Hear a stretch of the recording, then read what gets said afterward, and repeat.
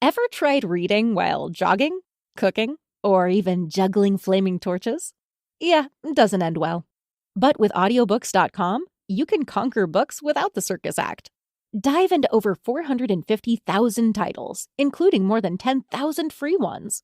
Get hooked on a bestseller, find your next obsession, or finally read that classic you've been avoiding since high school.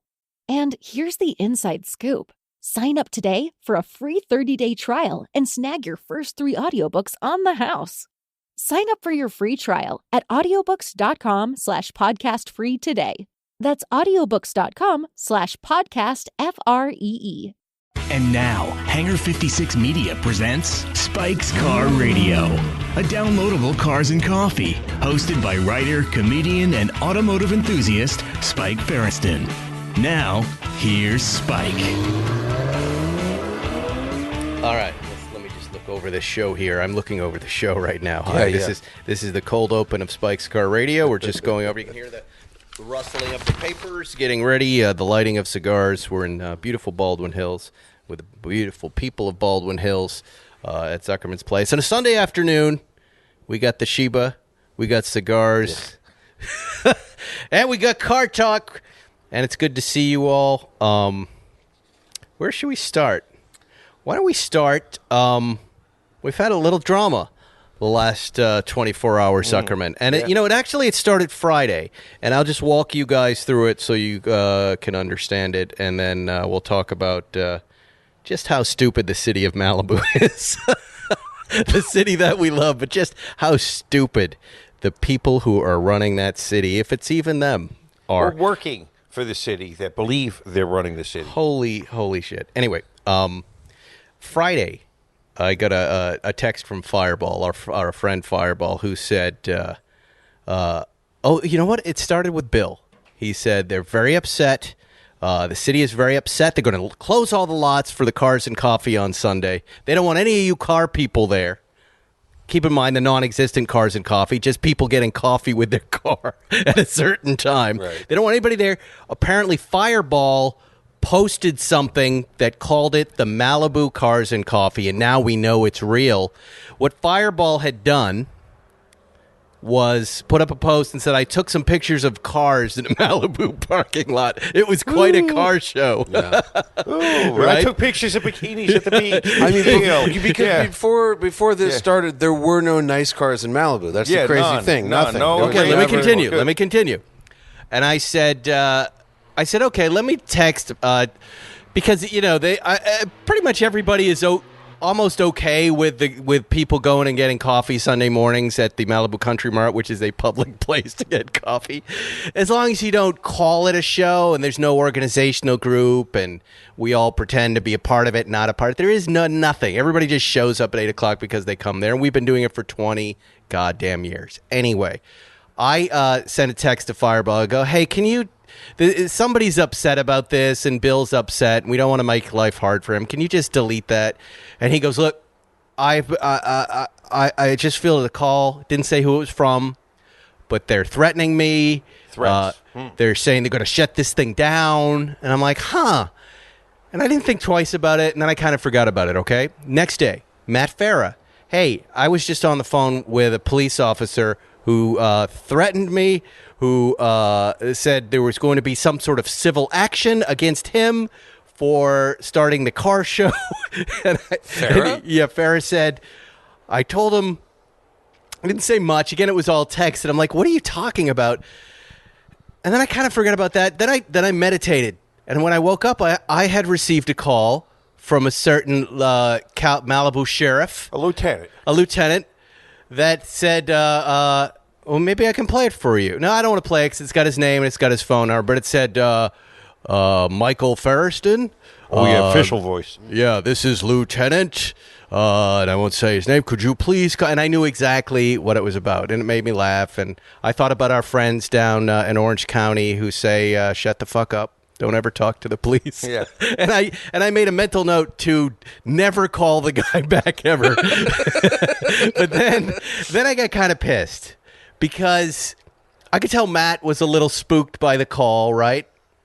So I called Zuckerman and I said, here's what's going on. Told him that whole story. I said, let's get Matt on the phone, right? And we got Matt on, and you'll recall better because you're a lawyer. What did Matt say to us had happened with him? He said that this guy called him up, said that he was promoting an illegal car show, and that the city of Malibu was going to sue him for $200,000 in extra police costs. Whereupon I went crazy, kind of, on the telephone. Right, and Matt also said, look, I don't promote car shows of any kind.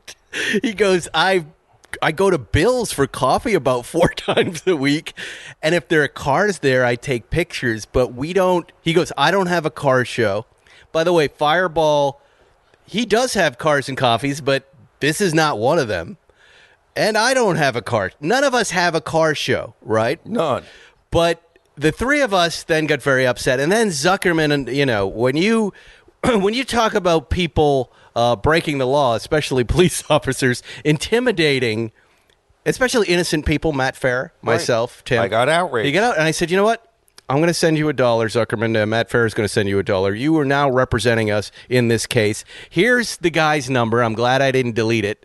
And he's expecting a call back. This is Saturday afternoon, right? So you got to work calling him. I called him, and I didn't get, and I wasn't going to leave a message.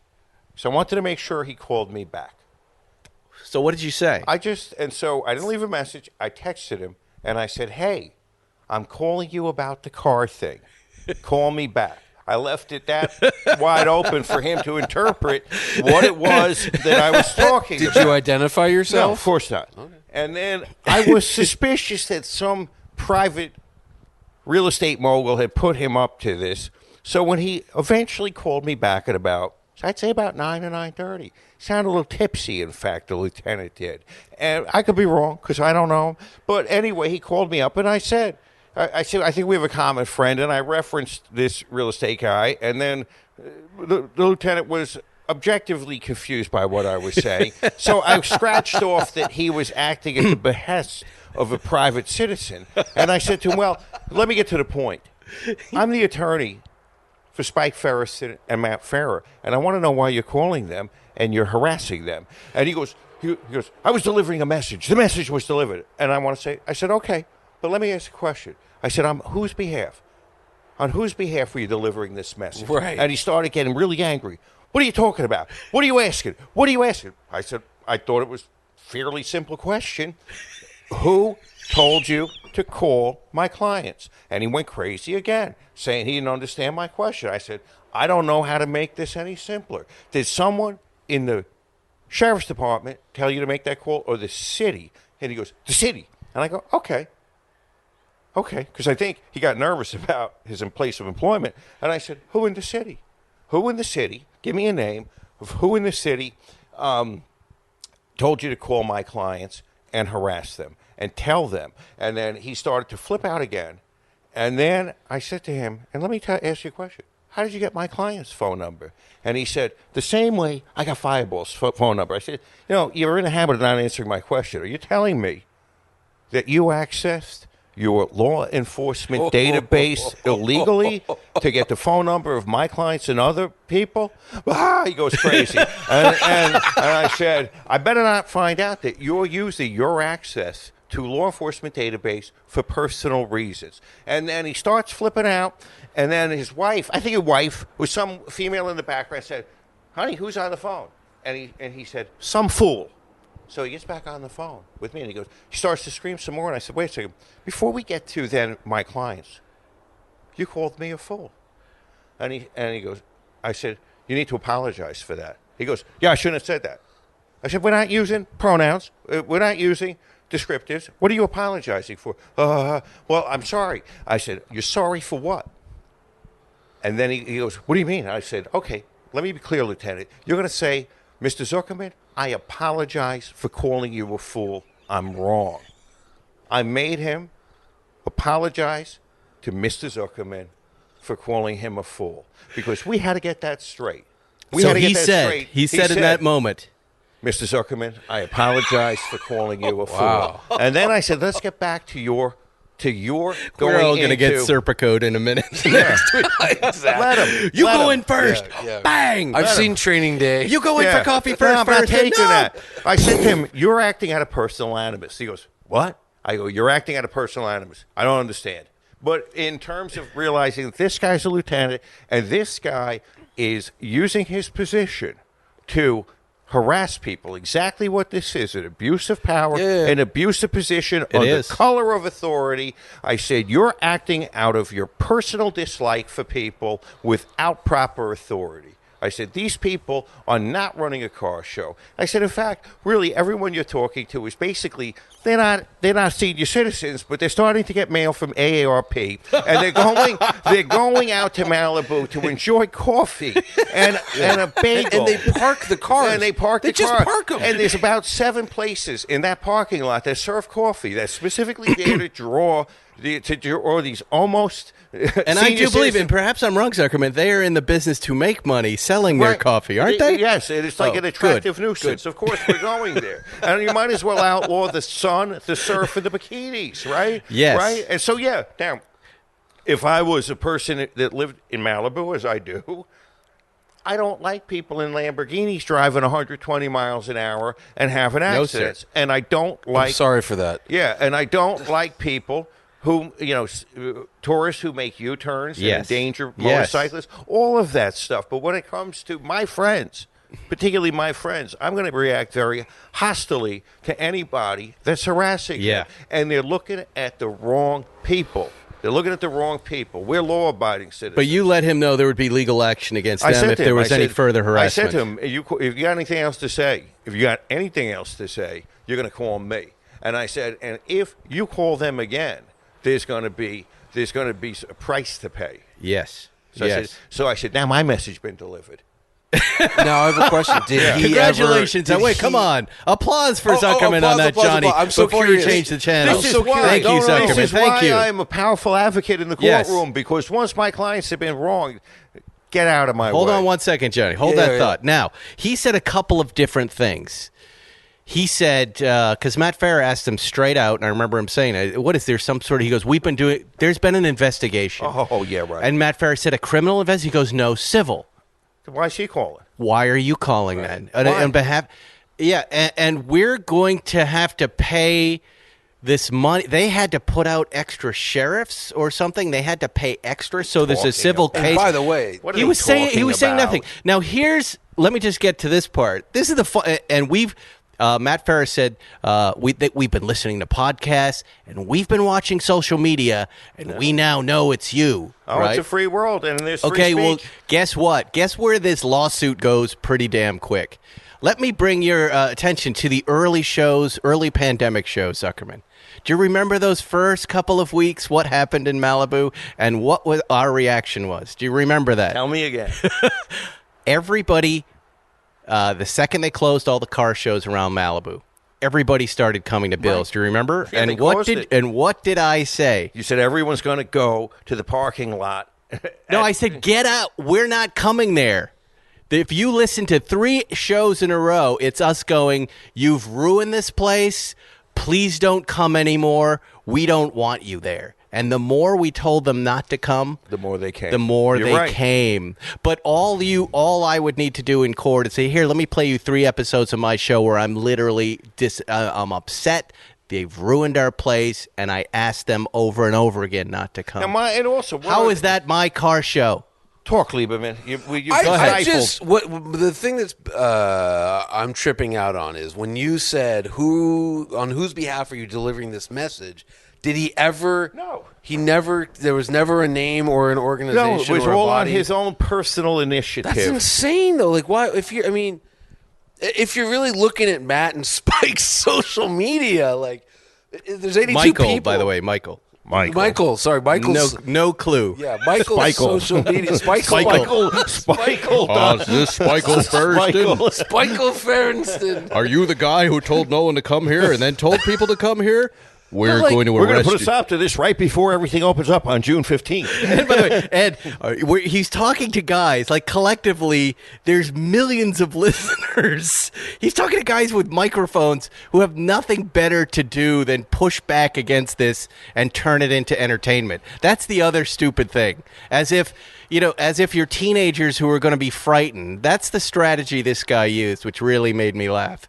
Like, we're going to go run and hide because the big bad He said to me, policeman called I us. delivered my message. I said, what are you in the mafia? Yeah. You delivered the message? That's You're gonna, oh, Bruno, this means that he sleeps with the fishes. No, but that's And he said to Matt Farah, he said, you guys can't come here anymore.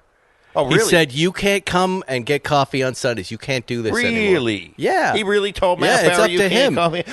It's up to him This where we town go. is close to you? Yes. I mean, it's like that scene from The Big Lebowski, Staring at Malibu.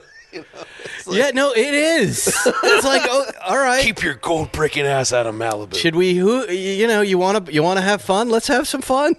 Let's play. I'm ready to play. Let's call Road I'm Track. all Let's call ready to Jalopnik. play with Let's this have the- guy. How about I just go to court?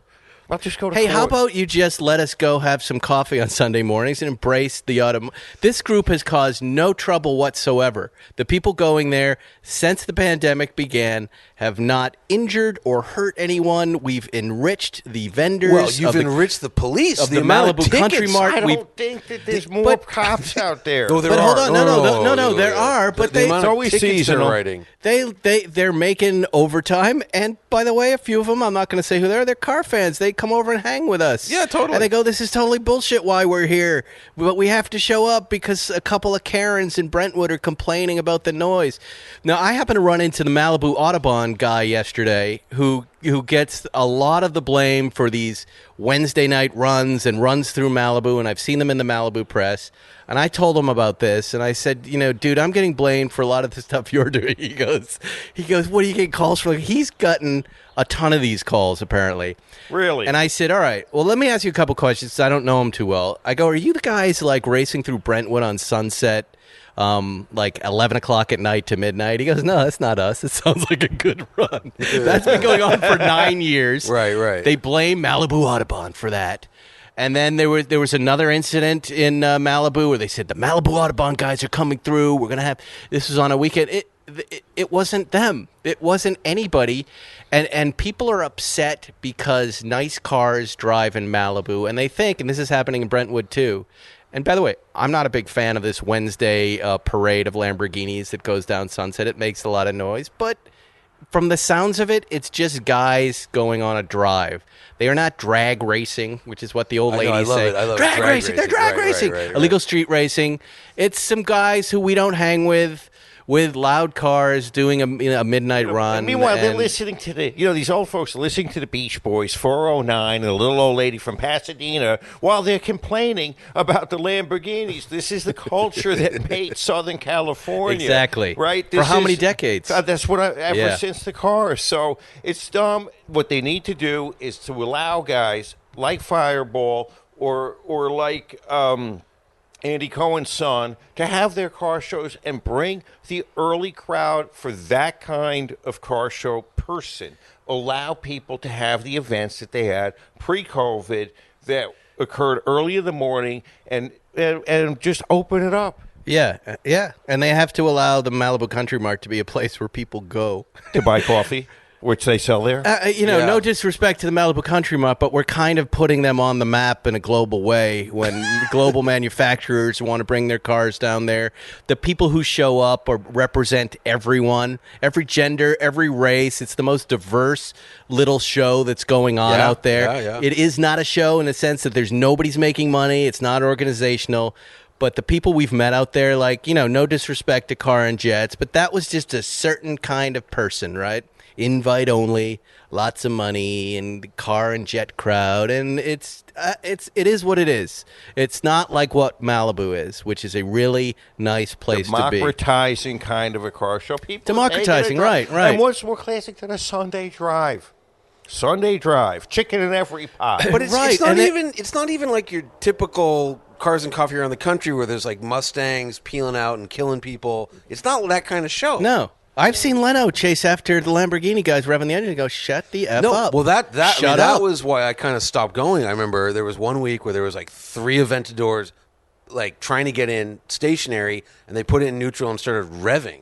And I'm like, this is the end. They're going to shut this down because And some guy parked right in the middle of the drive. Yeah. Oh, Yeah. remember, I was The with you, roadway. that guy a while ago. That guy in the Senna, and he's Well, like, yeah. "What?" I'm like, "Move your car, You're in the road. He's like, well, that's because they're shutting down all the stupid lots. Yeah. Now, there's a backdrop of this, and I will say this is, and it's a perennial, significant problem on PCH in Malibu.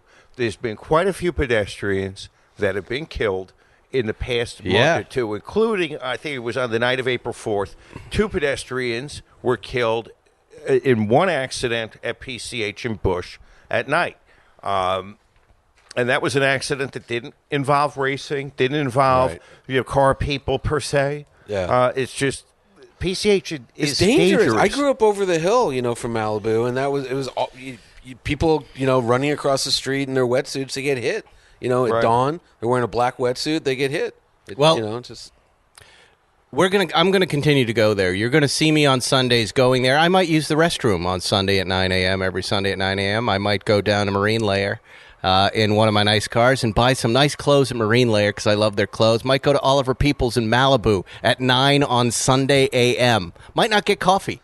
I might just go and shop at one of the beautiful stores at the Malibu Country Mart every Sunday at 9 a.m. Spending your money, which is what an officer proprietors would like. An officer who called me, don't ever call me again, and talk to your boys. They're especially the motorcycle cops. They're great guys. They come, they chat with us, they shut down the yahoos, and they're car people like us. And knock this Except stupid. For that one guy that gave me a ticket. Don't talk to him. I know who he is, but if you're speeding, you're speeding. I do not like intimidation. Let me talk about one of our sponsors, one of our new sponsors, one of our great sponsors. No, Every Plate. And I can tell you, I'm going to go right off script on this one. This is one of these services that sends you a box of ingredients and 4 menu cards. And guess what it did, Zuckerman? Gave you a boner? Please don't say that in the middle of it. I don't want to have to edit that out. Did I show you the nice family I met from Chicago that said you're the one who doesn't swear and say things, and the cute little kids who have to cover their ears? Oh, that was a cute family, and then I got 100 I'm in the middle DMs. of doing an ad. Do it. I'm in the middle, yes, from your 2 horrible fans. Every Plate. They sent this box. They always send this stuff, and I have to use it. And I'll be honest with you, I wasn't going to use the Every Plate box. Well, guess who found it? Mrs. Ferriston, who's busy with all her political work and doing all her stuff. And 6 nights in a row, she cooked dinners out of this box. And she said, where did you get this? This was Every Plate. Every Plate, $1.99 a meal, 20% off 2 boxes. They send you everything you need. Full plates, fuller wallets with America's Best Value Meal Kit. I can tell you this stuff was delicious. I was so impressed with my wife's cooking. I really was. What's that? Did you get some afterwards? Some dinner. I got some dinner. No, my wife was cooking, Zuckerman. Listen to what I'm saying. I can't. I don't have a very traditional house, right? But 6 nights in a row, my wife cooked dinner, and it was delicious. I loved all of it, and I was so impressed with Every Plate, and she was too, that here's a meal kit that is for people with inflation out of control. Here is a meal kit where it's only $1.99 a meal delivered right to your door. Think of it this way. 1 meal from Every Plate, it's the same price as 1 cup of coffee. Getting dinner on the table used to be a challenge. Now Every Plate, you can plan, shop, deliver everything you need to cook a delicious meal at a delightful price. With most meals coming together in 30 minutes or less, I can attest to that. It leaves more time for you to spend outside. The sauces, the carrots, everything, Zuckerman, everything was there. This is not so your let's grandpa's stop hamburger bringing helper. up the other crap. We want to keep these guys. I like them. Every Plate. For just $1.99 per meal plus an additional 20% off for your next 2 boxes by going to everyplate.com and enter the code SPIKE. Oh, it's a new one. SPIKE199. Spike $1.99, which is 991 backwards. Spike $1.99. Go to everyplate.com and enter the code SPIKE199.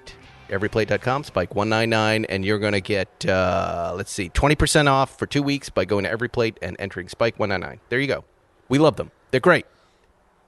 Look at that. That's up to a $100 value right there. I just can't wait till we start doing Sunday school ads and Zuckerman starts jamming in boners. Let's talk about Sunday school and Spike. You and Father Nelson.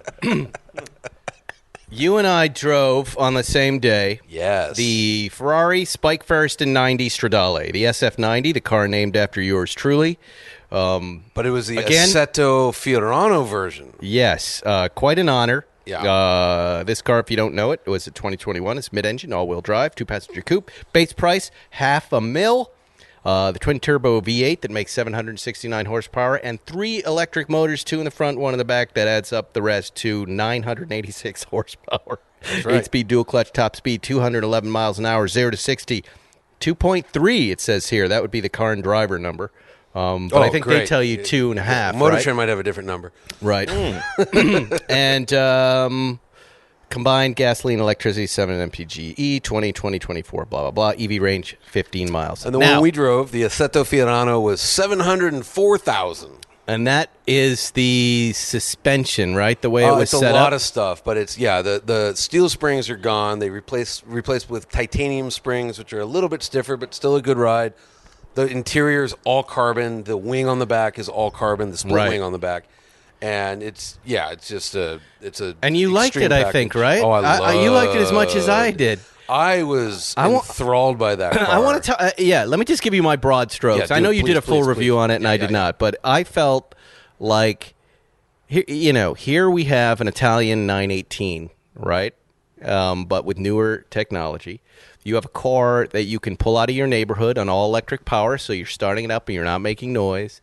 And then you have a level of sophistication that will separate you from the Lamborghini crowd. And what I mean by that is when you get on it, it's got a beautiful sound, gorgeous, and feel, but there's a sophistication to it that a Lamborghini doesn't have, or even previous Ferraris. Right. So the one car that I've driven this pandemic that really has stuck in my mind that I'm like, I really like that, was the Roma, the Ferrari Roma, because it was so unlike other modern Ferraris. It was sophisticated and it was elegant, and this is on that evolutionary track, but like double the horsepower essentially. And then, exactly right, you start it up, you drive on, it can go like 80 some miles an hour on pure electricity. And then you get to the canyons, and then you fire up the engine, and the engine sounds so good. And the second the engine's on, you lose all the electric sounds. You have no idea there's any anything happening. The steering's tremendous. The brakes are incredible.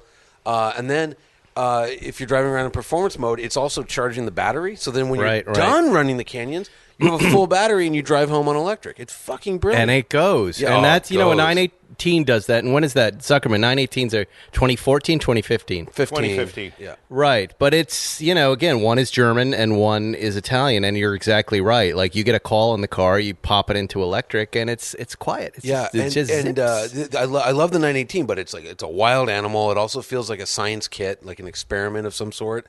This is fully integrated. It's like 3 cars in one, essentially. Right. And it's just, and unlike everything except for the Roma that Ferrari makes, like the steering is just tremendous. The brakes are good. Ferrari hasn't had great brakes for some reason for a long time. Right. The brakes are excellent.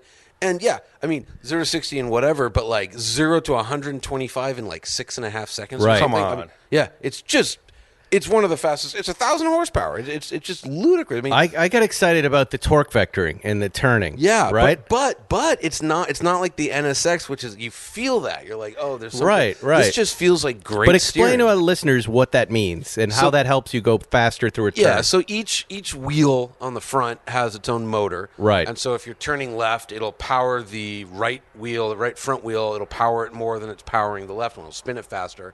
So it's just, it's pulling you through the turn in a way. Yeah, and it works. Honda does that with their Acura with the Super Handling all-wheel drive, but this just feels better than all the Japanese stuff. It feels good, right? So you can really hit that turn. What percentage faster would you think than like a 488 if you're jumping into a turn?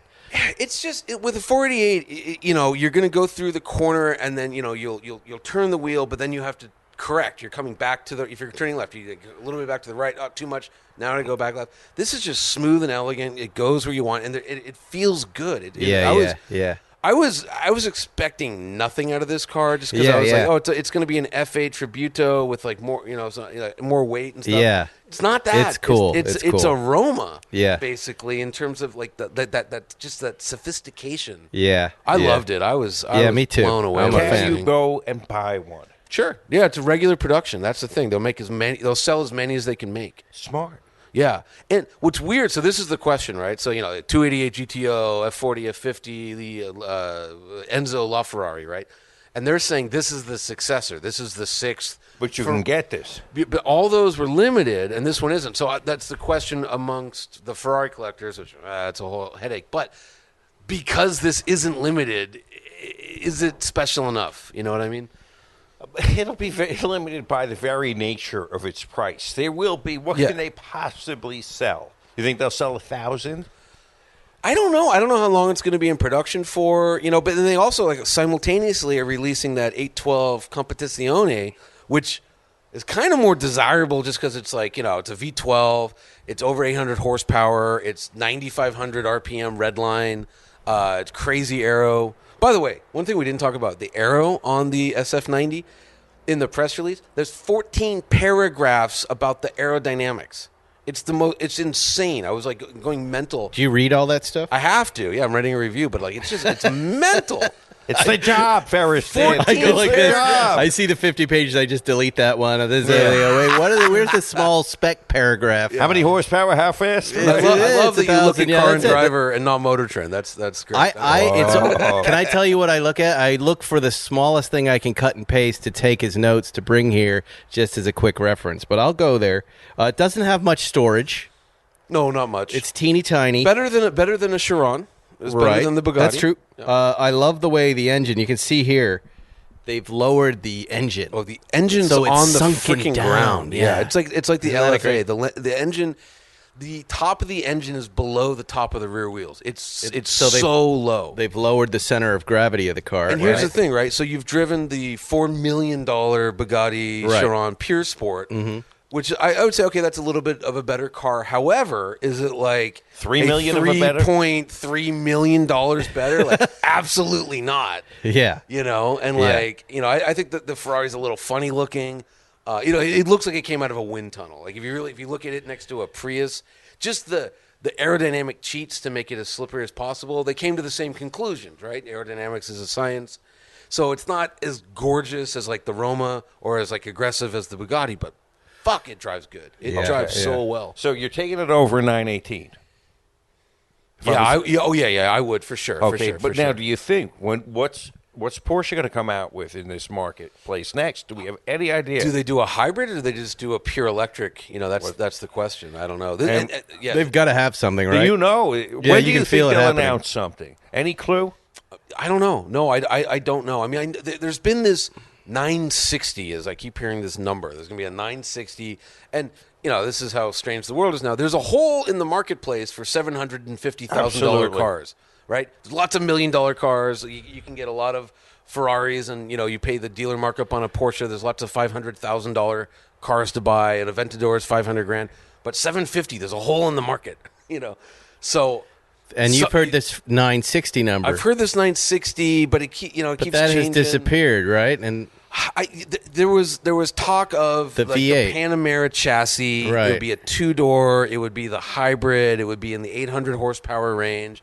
But now Ferrari drops this, and it's basically 1,000 horsepower. Right. You got to be. What happens to the Panamera with the Taycan now? Does that just disappear? No, because they sell so many of them. No, it doesn't. You don't think the Taycan's eaten into the Panamera? A little bit, but it's the thing is like EVs are such a small corner of the market. Like it's like maybe 3%. They're outselling the 911, the Taycan. Well, just like as the U.S. market, right? There's like 17 million cars sold. 3% are electric, so it's just a tiny little. And California is weird. We're seeing stuff that no one else in the country is seeing. Right. So you're telling me less than 1 million cars a year are EVs being sold? Yeah. Oh, yeah. I mean, look whatever Tesla does, right? That's the bulk of them. And then the Nissan Leaf and a couple others selling big numbers. Question: Taycan, I'm going to plug it in at empty. How much electricity in dollars does it take to fill that car? Depends where and when. So if you do it at your house at night, it's like $7 to $12 to fully charge it. If you go to Electrify America, which I think is Porsche's partnering with them, and you do it midday, and you're not going to do a full charge at Electrify America because after 30 minutes it slows down, but it's like $27 for 150 miles of range. I've got a universal fast charger at one of my buildings. Okay, what is it going to cost to charge that car there during the day? It's $25. Really? Are we ever going to get to the point where it's like 5 kilowatts per or $5 per kilowatt? Yeah. Are we going to? You know what I mean? The same problem we're at with gasoline right now. Are we going to get that? Remain cheaper. And again, the thing is, most people with electric cars, they're going to charge at night. Yeah, And or at their friend's house. I've noticed something. There's a certain arrogance about electric car guys. Now, at my office, I have a Tesla charger. I got a BMW charger. Take-hand guy can charge there, right? And there's a thought like, oh, it's electricity, it's free. Yes, right? there I have an is, electric but car. it's not. It's not. And I think like I would I would never. I don't begrudge my partner doing that. But it's the assumption that I'm just going to charge you. Yeah, right? you mind if I plug in? And then it's like 5 days a week. So you're telling me $100 a week? A little more than that, yeah. All right, so I'm giving this motherfucker $500 a month. Here's his next call. And then but what if I with my gas car walked $5,000 a up year. and I said to him, "Hey, give me $500 for this month's gas"? Right. He'd say, "You're crazy." Yeah. I'm going to have to slash my own hoses, electric hoses, that is.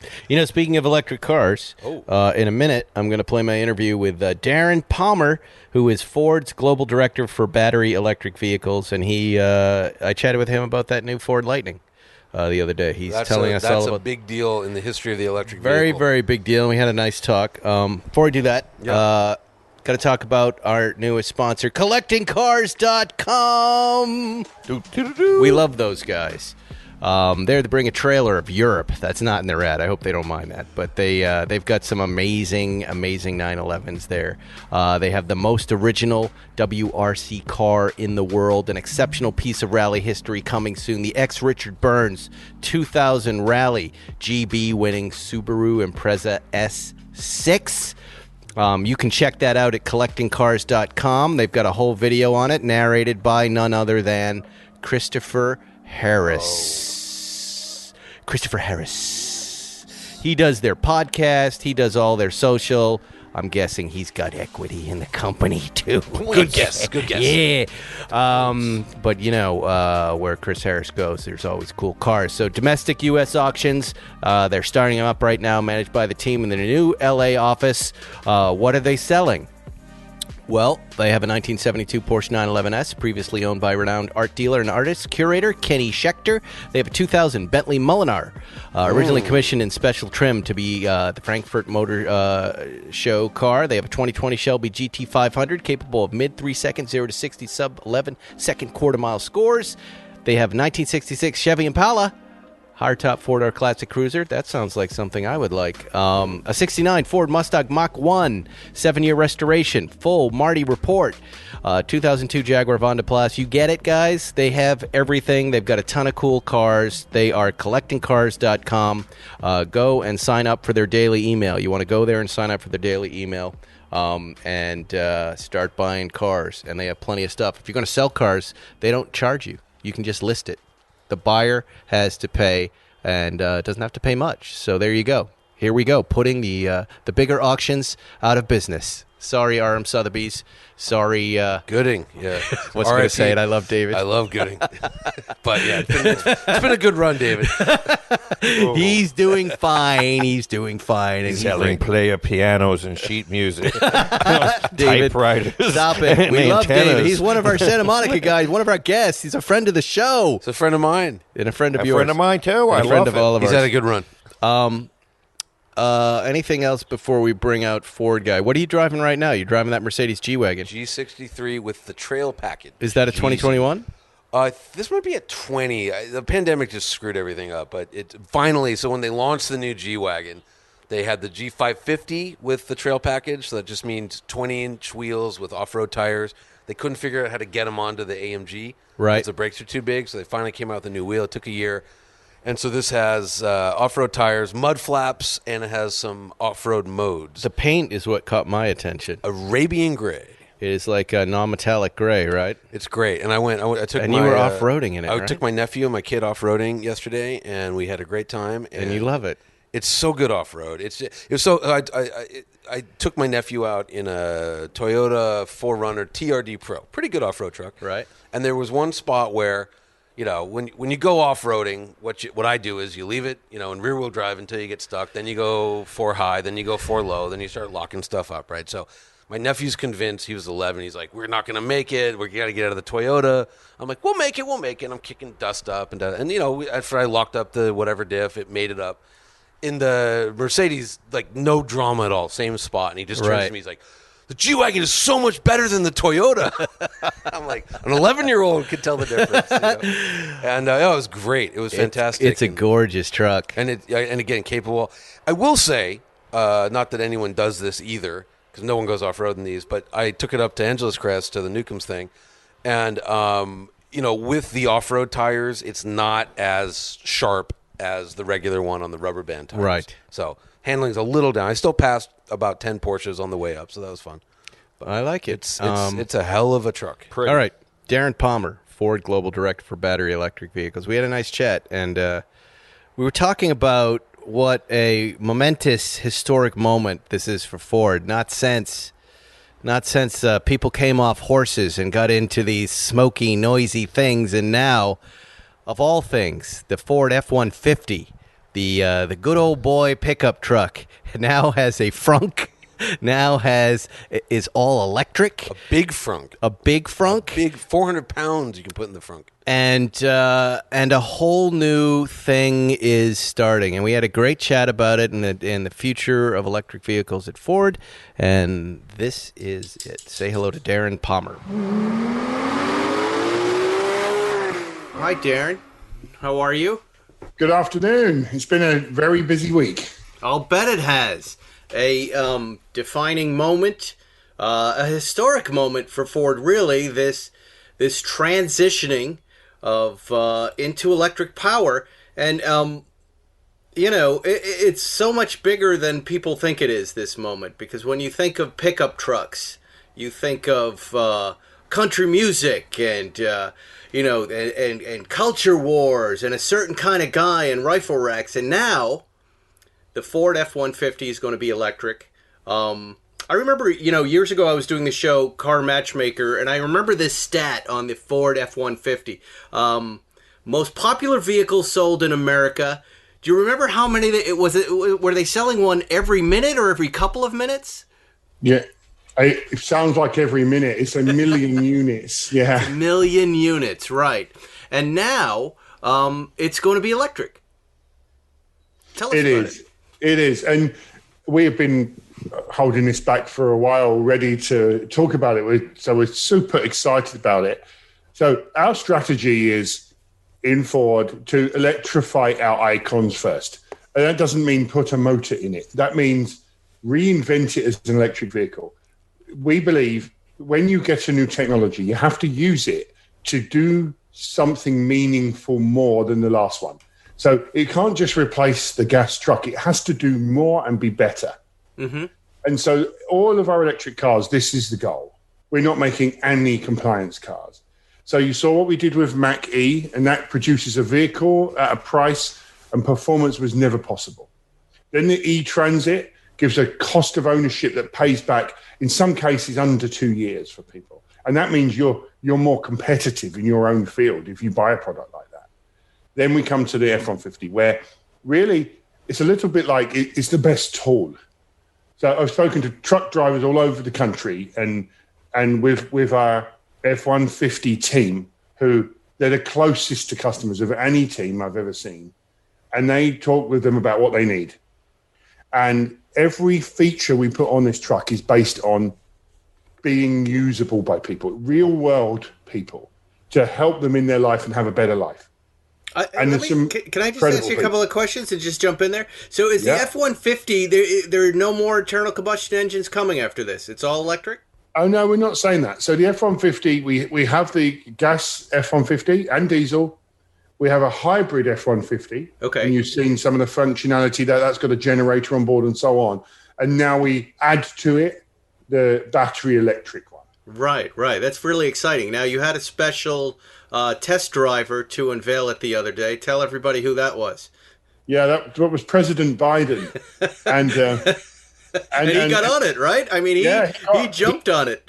He came in and he wanted to see the F-150 Lightning, and he came down and spoke to our workers and the UAW and endorsed what we were doing, because this is made in America and the batteries will be made in America. He's very supportive, but he says he's a car guy and his father had a dealership. He said, I'm going to drive it. And the Secret Service said, you can't, no, it's not done. Presidents don't drive cars. But our team were ready in case of such a request, and whisked him over to the track. And the Secret Service didn't like it, but he said, I'm doing it anyway. So he got in the truck. One Secret Service agent and our CEO, Jim Farley, said to him, listen, Joe, I want you to push that throttle hard. And he said, it's all right, Jim, I got this. And he whizzed off down the track. And then they couldn't get him out of it. He's based up and down in the track. And he was with our engineer, Linda Zhang. She told me he was asking so many questions, we couldn't get him out of the truck. Oh, that's so great. And he highlighted the fact that this truck goes 0 to 60 in 4.4 seconds. No malarkey. It just jams.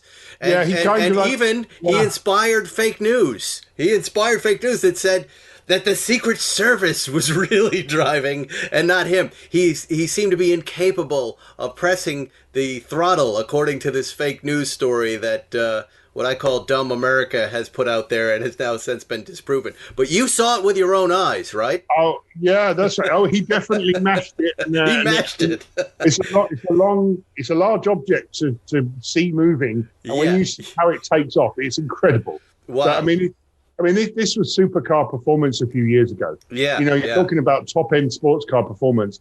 So, he loved it, and he had a big smile on his face, and that is so cool. Well, he's a Corvette owner. He owns a vintage Corvette. We desperately want him to come on the show and tell us about his love of the Corvette and driving it. Even though we're not really a Corvette show, he's a legit car guy. Well, I have a ton of questions for you that maybe you can answer, because a truck like this has piqued my interest, and if I were to get into a pickup truck, it would definitely be an electric pickup truck, and I like everything I've seen so far. Let's talk broad strokes. Charging network. Is there a plan for a charging network? Yeah, it's really important. We think this truck's going to pull people in who had never had an electric vehicle. And then we have to solve the problems for our customers before they even know it's a problem. So the first is the charging network. So we have put together the biggest charging network in America. It's 63,000 plugs. And they're all stored in the computer system of the vehicle, and you get access to them. In fact, you get 250 kilowatts of free charging with the vehicle. Many of them are fast chargers, so-called. The system knows that. And you just drive up, plug in, and it automatically authorizes and pays. So you just plug in and generally walk off and grab a coffee. And most journeys where you are boosting the battery on a journey, really you charge for about 20 minutes. And, it takes me that to get a coffee, look at my email, and get back in the truck. So right. Really, it's minimum inconvenience for people. And we have put that network together to make it really easy. The operating system of the truck, I've noticed a trend, Volvo recently, is an Android operating system. And I know I'm missing something here, because I know car companies don't want to isolate from the iPhone people. But when you sit down and it's an Android and you're the half of America that has the iPhone, how do you reconcile a decision like that without offending us iPhone owners? I'm one of them, if you can't tell. No problem. There's a lot of people there. So actually our system and the whole design of the truck is agnostic to any system you use. We're about giving you your stuff. Our vehicles are centered around the human, not about any system. It's about you. So when you get in this truck and your phone connects automatically over Wi-Fi, it brings up the operating system. If you have Apple, you can have CarPlay, and if you have Android, you have Android Auto. So we have our own operating system. It actually runs on HTML5. It's like a website type of system. It's the only one that I know of, actually. And it means the system configures itself to you. You don't have to tell it what to do. You just use it. Within about an hour, it has customized itself to you. And it has a profile like Netflix. So you wouldn't watch your kids' Netflix, you'd watch your own. And so it knows you. When you walk up to the car, it loads. And everything you do becomes yours. Your apps and CarPlay in your case, all your music and Spotify, with whatever music streaming you're using, all of that projects onto the screen in that huge 15.5-inch screen. Let's talk about the weight of the vehicle. I thought I read 8,000 pounds and then 10,000 pounds, depending on the model. Is that accurate? I think this is the towing. So the vehicle will tow up to 10,000 pounds. What does it weigh? But what does it weigh then? What is the weight? It's about 600 pounds more than a normal F-150. Which is because of the battery. Don't have it right to hand right now. I want to give you an accurate number if I'm saying it. So, but it's about 600 pounds more. And because we have an aluminium upper body, it means we still have space for 2,000 pounds of payload, which is very important. Yeah, no, it's really interesting. Let me see. 300 miles of range? So that's right. Talk about the range. Yeah, so 300 miles and 230 miles in the standard model. Okay. And importantly, we decided to include the high-speed charger for home. So it has an 80-amp charger, which is free when you buy the extended range vehicle. And that charging box is also the enabler for this bi-directional power, this backup power system. I see. And how do you have a high-speed charger at home if I'm just plugging it into my house and I'm my 110? What does that mean? How does that speed things up? Yeah, so when you put a charging box in, this is wired back to your wall box, your switch box. Yes. And it's 220 volts. Right. So actually 220 comes into your house. It's just your house split. You split it out into different banks of 110. So the electrician will wire this up to your garage or wherever you're going to put it. And it gives you 220 volts at 80 amps, which is, a high speed charger. Right. Do you have choices? Like I know Tesla uses a different sort of nozzle at the end of that electric cord. And then there seems to be the standard one. We have a charge point charger at the house here that we use. What is yours? Was there a decision that went into that, or did you just want to make it chargeable at any place? We want absolute standard charger because our network's 63,000 today, but there's huge investment going in now as everybody's seeing the potential. So you will see that network grow exponentially over the next few years. So it's very important that we wanted a complete standard connector. So it's a completely standard connector. So you can go to the Ford website right now and put down $100 and reserve this, I'm guessing. You can. And if anyone would like one, I would advise them to do that because it's kind of getting a lot of attention. And I don't want anyone to be disappointed. So I'll do that as fast as you can. I would guess you're also being impacted by the chip shortage. Talk a little bit about that. Yeah, that's mainly this quarter. So that's really not to do with this launch, which is next year. That's great. So that's this quarter. And that caught everybody by surprise because these chips are in everything, even the smallest camera part. So caught everybody out. And when the volumes really went up when people thought they were going to go down for COVID. So we're busy either resourcing the chip or sourcing more as capacities, we're pushing up the capacity. So, but we did have to shut down the plants for a while for the second quarter. So we should be out of that by the end of the year. So therefore, we shouldn't affect this launch. When you have an electric vehicle like this, does it have more chips in it or less than a regular ICE vehicle? Usually more because they're usually linked with higher tech, and we recognize that. So there's extra features in this truck, like the weighing scales that weigh what the payload is, or the trailer, important for range. So that's why we have that in there. It has a pro trailer backup assist. So you put a target on the trailer, you press a button, it virtually automatically hits you. Wow. It puts it right below the hitch and you just drop it on, which is important if also people are going to start buying the trucks who are not really truck drivers before. Yeah. They really appreciate these features as well. How many do you think you're going to be putting out a year? Oh, we don't talk about volumes, but we don't. But we it's just us. Yeah, you tell me. Yeah, but we're not in this for a couple of trucks, as I'm sure you probably gathered. We're building a beautiful new center at the Rouge site. That's where President Biden visited, and we're serious about this. I mean, The price tells you that we're serious. There's serious scale in this. That's how we can achieve that price. And we know America's ready for this now. And so, yeah, we're planning to. This is significant. And we're looking at how our reactions are coming in now, but reactions are coming in very well. I can tell you now. It's very exciting. Now, when I saw it, it just it made me excited for this whole new era of vehicles and this big shift and really a shift we haven't seen since people got off horses and into vehicles, right? That's where we're all at right now. We're getting out of these loud, smoky things and into these lovely battery-powered, quiet things. And it is. I'm literally reading books on psychology at the moment. Yeah. Because when you see what the truck offers, I mean, it outruns any F-150 we ever made, including our current Raptor. And it starts at $39,000 and it pulls 10,000 pounds. So you ask yourself, why is everybody not looking at that? And part of that is their psychology and what they've got in their head about what electric does.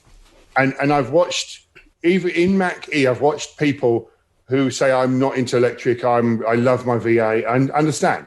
And after a 20-minute drive, they come out and say, I've got to have one. I'll buy one. In my family, I have two cars. One of them is going to be this. I've seen that hundreds of times. On the truck, it's going to be the same thing. People are going to say, oh, yes, but is it as strong? Yes, but is it as powerful? And the answer is, no, it's stronger and it's more powerful. And it's fantastic off-road. So the original Lightning was a very fast performance truck, but didn't particularly tow, wasn't particularly good off-road. This is all of them. It's good off-road, it's great for tow, and it's high. Yeah. So it will take people a while to believe that or see that. If they get to the point of being inquisitive because they see the features and they try one, if you get to the point of test driving this truck, in 10 minutes, you're going to be saying, I got to have it. Because it feels like no truck you ever drove. Yep.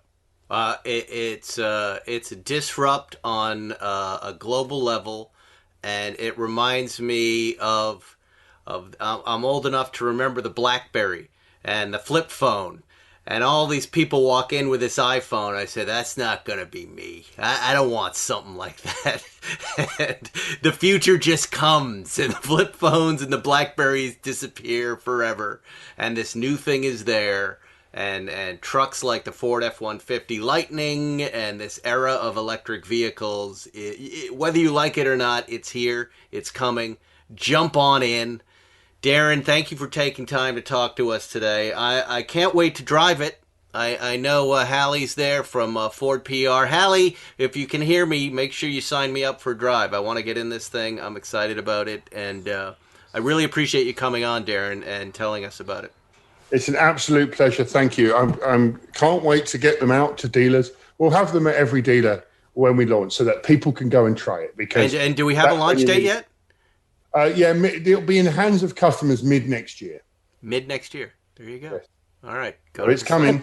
All right, man. Well, very nice to chat with you. Thank you so much. And there you are. Learned a lot, didn't you? Did you, Zuckerman? Scintillating conversation over Zoom. Have you driven that thing? No, only Joe Biden's driven it. But here's where Ford, they're not going to get in trouble, but here's the thing, right? They announced it and everyone thinks, I can go buy it now. They're saying on sale in May 22. Yeah, so he said in the interview, he said midsummer next year. Yeah. But you can go put $100 down right now and get it, but you better hurry. But so there's a chance. So Rivian's going to have their electric pickup truck out first. GM might pull a fast one if they were smart and get theirs on the market first. The Tesla thing, I have no idea, but that could come out first. So what about Bollinger? Bollinger's like a heavy. It's a whole different thing. Right. That's like it doesn't have like airbags. But what sells better than Ford F-150s? Nothing. Right? That's it. Well, every few minutes they sell one. Here's how dumb GM is. If they would combine the sales of the Chevy Silverado and the GMC Sierra, which roll off the same line, they sell more than Ford. But they'll never do that because they have to pretend that GMC is a real brand. Right. So they'll never do that. But GM actually sells more trucks than Ford. So, but there it is. It's a brave new world. Yeah, no, it's good. I can't wait. I mean, it's going to be what a crazy so cool. shift that is, huh? And the other thing is, like, the numbers they're giving out, like the 300 miles of range, in a year, battery technology is moving quicker than anything. Like that might be 400 miles of range. Right. You know what I mean? And by the way, it'll keep improving and improving and improving. So everyone who's like, oh, that's not enough range. Like, well, wait a little bit. Is 1,000-mile range possible? Sure. Well, you could do it now if you had enough batteries, right? But yeah, sure. I mean, yeah. I mean, the Lucid, which is launching like I think next month, that's going to be over 500 miles of range right out of the gate. You know, and they're just getting started. Isn't it funny? We're trading horsepower for range now. Yeah. Well, but the Lucid's also like I think 1,080 horsepower.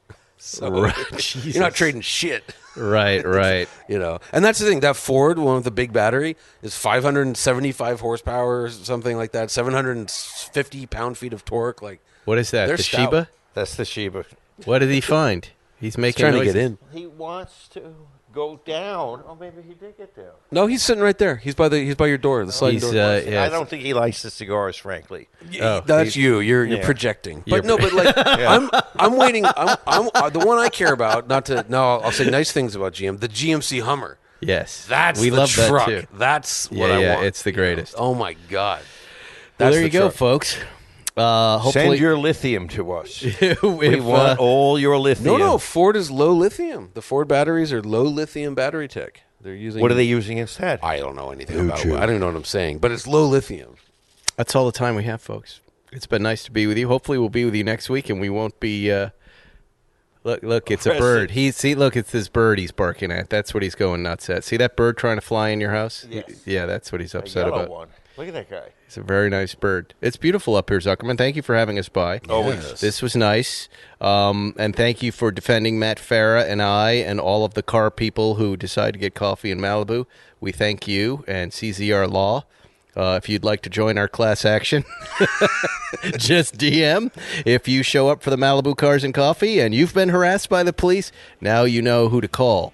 Johnny, anything you got to say before we go? Nah, I'm good. That's it. I'm good too.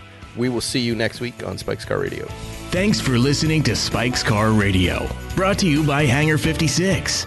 Listen to new episodes every Wednesday, and be sure to subscribe on Apple Podcasts, Spotify, or wherever you get your favorite podcasts.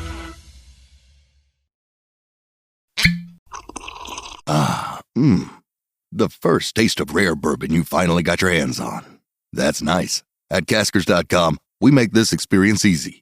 Caskers is a one-stop spirit curator with an impressive selection of exclusive, sought-after, rare, and household names in the realm of premium spirits and champagne. Discover the top flavors of the year now by going to Caskers.com and using code WELCOME10 for $10 off your first purchase. Get $10 off your first purchase with code WELCOME10 at Caskers.com.